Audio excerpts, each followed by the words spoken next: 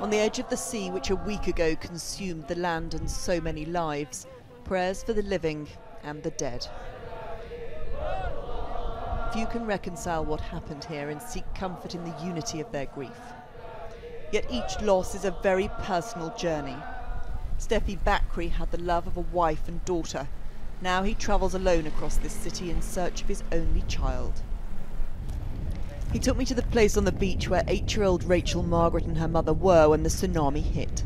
They wouldn't have stood a chance against the force of the water. His wife's body was found a day later, but Rachel is still missing. At the Red Cross Coordination Centre, Steffi, like so many others, registers his child in the hope her body can be identified. His treasured photos now needed for the worst of tasks. I feel so empty and sad. I will keep searching whether she's dead or alive. I'm still praying. At the family home, a white flag signifies loss. They gather together to work out what else they can do. An empty seat, a reminder of who they're missing. With her sister dead, Rachel's aunt explains the torment of not being able to find her niece's body. Until we find her, we will just keep searching. We cannot stop without seeing her face just one more time. Rachel's grandmother has a very simple message. If anyone finds our child, please bring her home. Others do now at least have bodies. The recovery work is slow, but underway in the most challenging of conditions. This is, or was, the town of Potobo.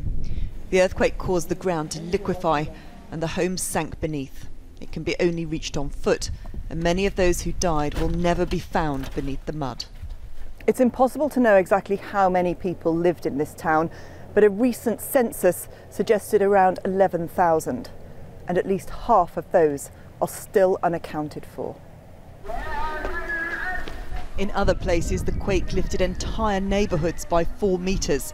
No one can say how many lie beneath the ruins, and that is why we do not yet know the true scale of this tragedy. It's been a terrible disaster, and we really don't know how many people have died. Every day we're discovering more villages that have been wiped off the face of the map, so it's just probably going to keep climbing.